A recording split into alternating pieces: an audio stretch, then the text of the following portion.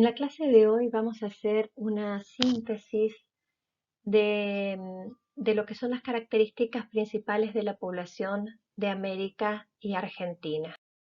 Estas características principales de la población de América y Argentina las vamos a dividir en 4 subtemas. El primero de ellos es la distribución de la población, que hace referencia a cómo se asienta la población sobre el territorio. Y podemos ir diciendo que tanto en América como en Argentina la población se distribuye de manera desigual, ya que vamos a encontrar un contraste entre áreas muy pobladas y áreas que permanecen prácticamente vacías o despobladas. Para comprender cómo se asienta la población sobre el territorio, utilizamos un indicador que es la densidad demográfica o densidad de población.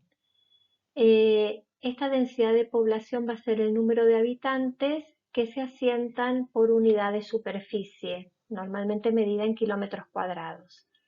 Aquí abajo tenemos cuál sería la fórmula: densidad es igual a los habitantes del lugar dividido la superficie de ese lugar en kilómetros cuadrados.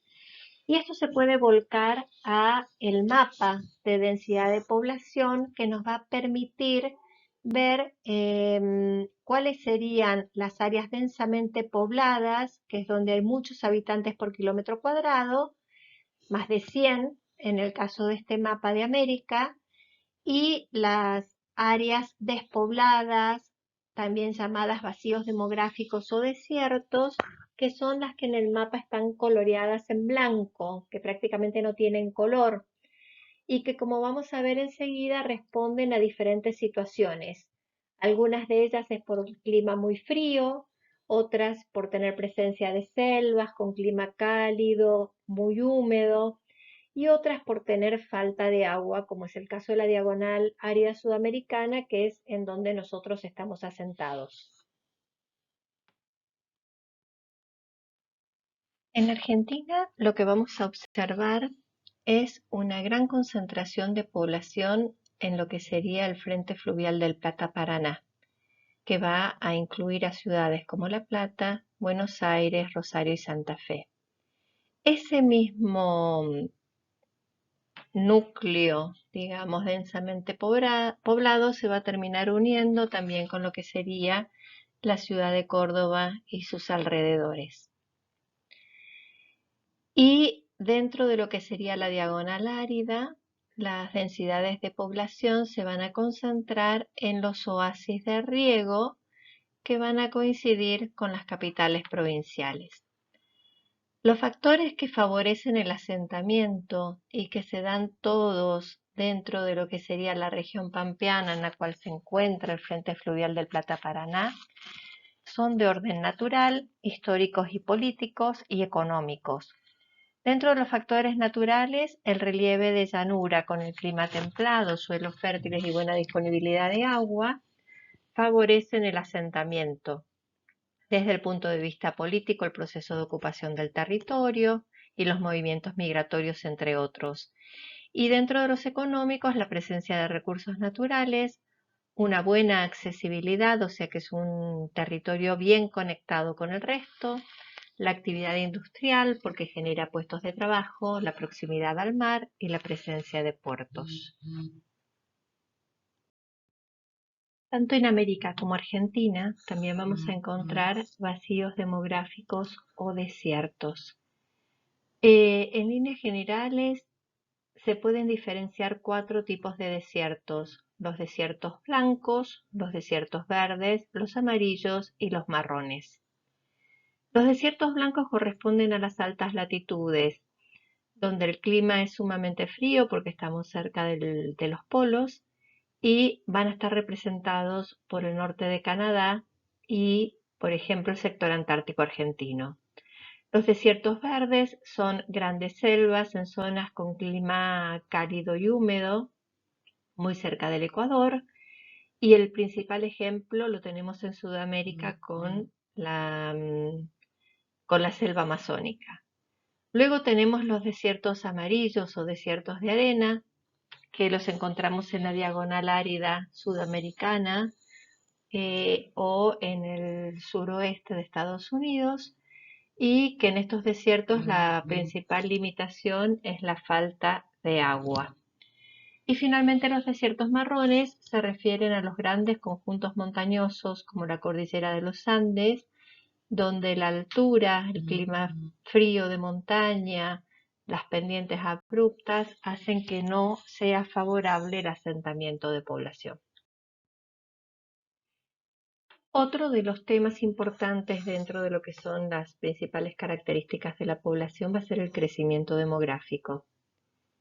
Vamos a notar diferencias entre el crecimiento demográfico de América anglosajona y de América Latina, porque en líneas generales América Latina presenta un mayor crecimiento demográfico que América anglosajona. Hay dos conceptos claves para comprender el crecimiento demográfico. Uno se refiere al crecimiento natural o vegetativo, que es la diferencia entre la natalidad y la mortalidad. La natalidad es el número de nacidos vivos en un lugar durante un año, y la mortalidad se refiere a las defunciones o muertes que se han registrado en el mismo lugar y en el mismo periodo de tiempo.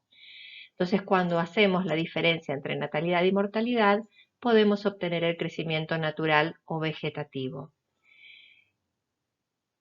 El crecimiento total, en cambio, va a ser el resultado de la suma del crecimiento natural o vegetativo y el saldo migratorio, siendo este último la diferencia entre la cantidad de inmigrantes y la cantidad de emigrantes.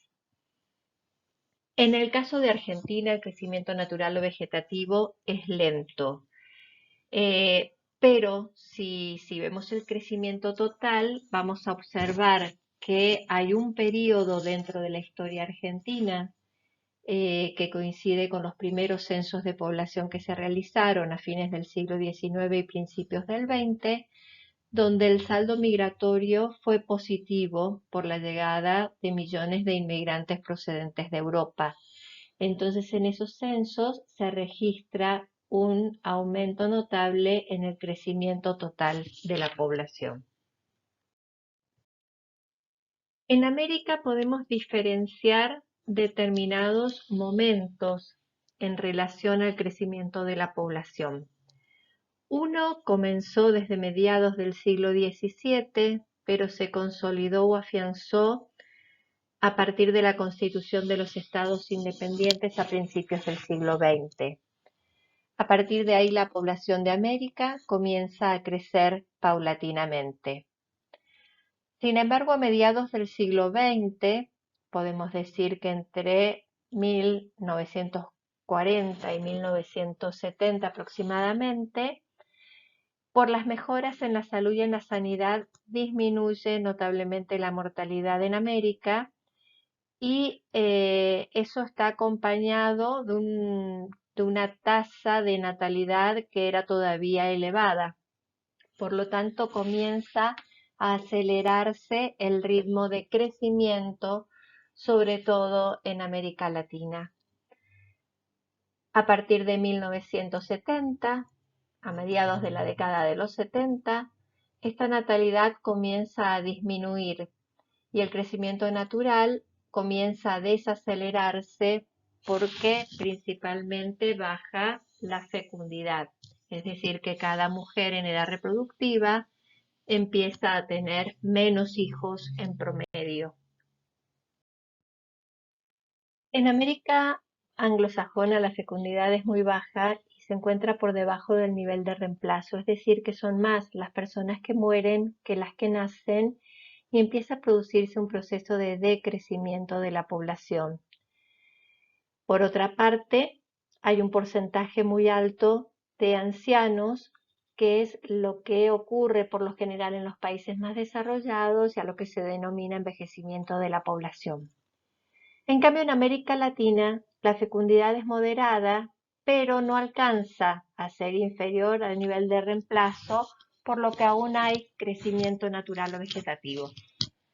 Sin embargo, hay países como Bolivia, Guatemala o Haití, donde la fecundidad es aún muy elevada y se registran muchos nacimientos. Sin embargo, en estos países la esperanza de vida es baja, por sus malas condiciones. Otro de los problemas que padece América Latina en todo su conjunto es el del embarazo adolescente. Luego tenemos el tema de la estructura de la población, que se analiza utilizando gráficos que representan la estructura de población por sexo y edades. Estos gráficos son las pirámides de población.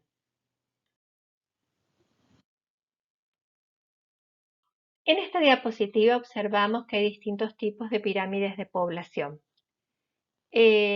Cada una de estas pirámides es de un país diferente. Tenemos en la primer pirámide la representación de la estructura de la población de Haití. Esta pirámide se llama Progresiva Torre Eiffel y tiene las siguientes características. Una base ancha, que indica elevada natalidad. Una disminución de la población en cada grupo etario, lo que indica que se produce mucha mortalidad, incluso mortalidad infantil, porque ya en los primeros escalones vamos a observar una disminución en la cantidad de habitantes. Y observamos también que la cúspide o cima es muy pequeña, lo que indica que hay muy pocos ancianos. Por lo tanto, el comportamiento demográfico de esta población va a ser una elevada natalidad, una elevada mortalidad, una baja esperanza de vida y un predominio de la población joven. En este segundo caso tenemos la pirámide estacionaria o campana, que es la de Argentina del último censo, del 2010. La pirámide campana o estacionaria muestra una base que no es tan ancha, por lo cual nos indica que hay una disminución de la natalidad. Hay también una disminución de la mortalidad, por eso entre cada uno de los grupos no hay tanta disminución del tamaño de las barras y vamos a tener un porcentaje mayor de ancianos, o sea que hay una mejor esperanza de vida, una mejor calidad de vida y una mayor esperanza de vida.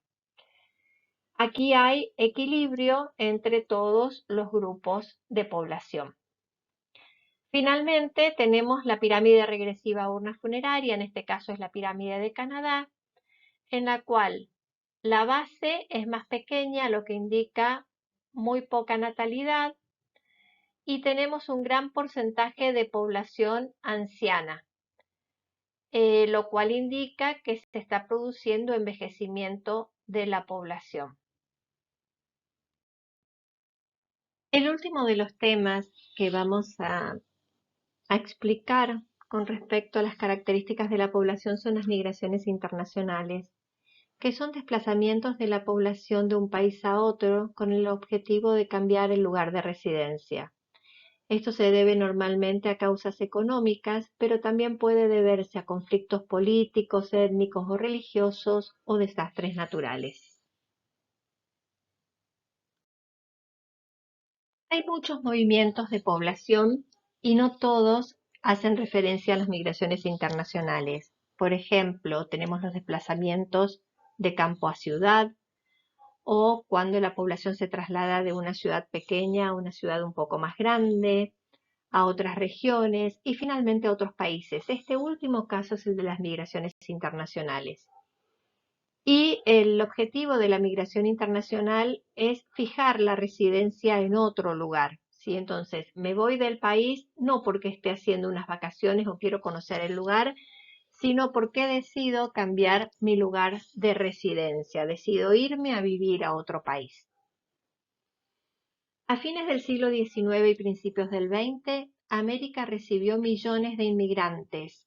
En el caso de América Latina, estos migrantes procedían principalmente de Italia y España, pero se fueron agregando migrantes de Polonia, de Alemania, de Rusia, de Francia o Irlanda, entre otros. Y Argentina y Brasil fueron los países que más inmigrantes recibieron. En conjunto recibieron cerca de 10 millones de inmigrantes. Hacia mediados del siglo XX, Argentina dejó de recibir migrantes procedentes de Europa y empezó a recibir migrantes que provenían de los países limítrofes. Esta situación eh, se, digamos, finalizó en la década de 1970, cuando comenzaron las dictaduras militares, y esto obligó a muchas personas a emigrar hacia otros lugares. Estas emigraciones vemos que tienen como destino principalmente Estados Unidos y Europa, y fueron por causas políticas durante la década de los 70 y por causas económicas a partir de allí. Por lo general, la población que más migra es, en el caso de Argentina, la que está más capacitada, y a esto se lo denomina fuga de cerebros. Las inmigraciones que recibe América Latina hacia finales del siglo XIX proceden en su mayoría de países asiáticos. Entonces vamos a encontrar en el caso de Argentina una migración de asiáticos, y las últimas ya son intrarregionales, o sea que se producen desplazamientos de población dentro de la región, y ahí podemos tener como ejemplo la de haitianos que emigraron después de los terremotos de 2010, o la de venezolanos que huyeron de Venezuela por cuestiones políticas o por cuestiones económicas. Finalmente, la migración se va volviendo cada vez más una migración de género, porque antiguamente las migraciones se daban por lo general con población masculina, que enviaba sus remesas a su familia, o que luego de asentarse en un lugar traía a su esposa y a sus hijos a ese lugar para habitar ya todos juntos como familia. Pero en la actualidad muchas de las migrantes son mujeres que buscan un sustento para sus familias, entonces se desplazan a lugares donde pueden conseguir trabajo, para poder enviarle remesas a sus hijos que quedan en sus países de origen.